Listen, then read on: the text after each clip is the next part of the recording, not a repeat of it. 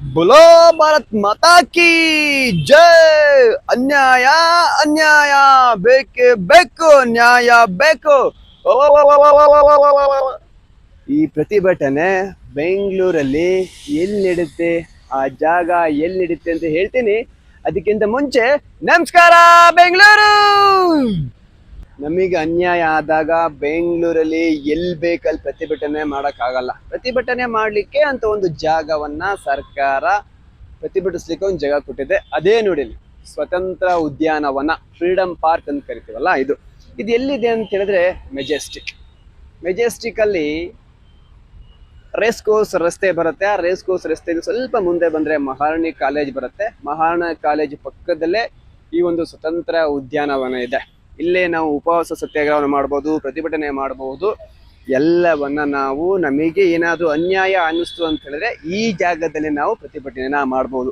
ಎಲ್ಲಿ ಬೇಕಲ್ಲಿ ನಾವು ಟೈರ್ ಸುಡಂಗಿಲ್ಲ, ಎಲ್ಲಿ ಬೇಕಂತ ಅಲ್ಲಿ ನಾವು ಬೆಂಕಿ ಹಾಕಂಗಿಲ್ಲ. ಇದೇ ಜಾಗದಲ್ಲಿ ಬಂದು ನಾವು ಪ್ರತಿಭಟನೆನ ಮಾಡಬೇಕು. ಎಲ್ಲೆಲ್ಲಿ ಬೇಕು ಅಲ್ಲಿ ಪ್ರತಿಭಟನೆ ಮಾಡ್ತು ಅಂತ ಹೇಳಿದ್ರೆ ಪೊಲೀಸ್ ಬಂದ್ಬಿಟ್ಟು ತುಂಬ್ಕೊಂಡು ಹೋಯ್ತಾರೆ. ಇನ್ನು ಉಪವಾಸ ಸತ್ಯಾಗ್ರಹ, ಅಂಗನವಾಡಿ ಕಾರ್ಯಕರ್ತೆಯರ ಸತ್ಯಾಗ್ರಹ, ಮತ್ತೆ ಯಾವ್ದಾದ್ರು ರಿಸರ್ವೇಶನ್ ಸತ್ಯಾಗ್ರಹ ಬೇಕು ಅಂತ ಹೇಳಿದಾಗ ಇಲ್ಲಿ ಕಾಣ್ತಿದೆಯಲ್ಲ ದೊಡ್ಡ ಫೀಲ್ಡು, ಇದೇ ಜಾಗದಲ್ಲಿ ಅಹೋರಾತ್ರಿ ಧರಣಿಗಳು ನಡೆಯೋದು. ಇದು ಫ್ರೀಡಮ್ ಪಾರ್ಕ್ ಅಲ್ಲಿ ಮುಂಭಾಗ ಕೊಟ್ಟಿರ್ತಕ್ಕಂತಹ ಜಾಗ ನೋಡಿ. ಇದೇ ಜಾಗ ಎಲ್ಲರೂ ಇಲ್ಲಿ ಬರ್ತಾರೆ.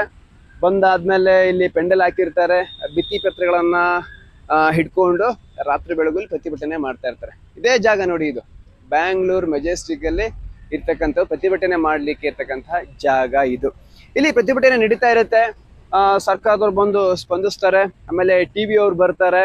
ಅನಂತರ ಇನ್ನೂ ಏನಾದ್ರು ಉಗ್ರ ಒಂದು ಹೋರಾಟಕ್ಕೆ ಹೋಯ್ತು ಅಂತ ಹೇಳಿದ್ರೆ ರಿಸರ್ವ್ ಪೊಲೀಸ್ ಬರುತ್ತೆ, ಅಂತ ಪ್ರತಿಭಟಗಾರರನ್ನ ತುಂಬಿಕೊಂಡು ಬೇರೆ ಕಡೆಗೆ ಕರ್ಕೊಂಡು ಹೋಗ್ತಾರೆ.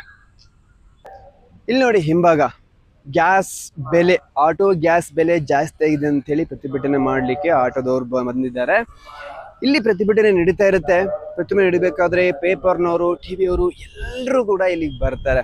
ಕೆಲವರು ನಾಯಕರು ತಮಗೆ ಫೇವರ್ ಆದಂತಹ ಪೇಪರ್ನವರು, ಟಿವಿಯವರು ಬಂದ್ರೆ ಫಸ್ಟು ಅವರಿಗೆ ರಿಯಾಕ್ಷನ್ ಕೊಡ್ತಾರೆ, ಬೇರೆಯವ್ರಿಗೂ ಸಹ ರಿಯಾಕ್ಷನ್ ಕೊಡ್ತಕ್ಕಂಥ ಜಾಗ ಇದೆ.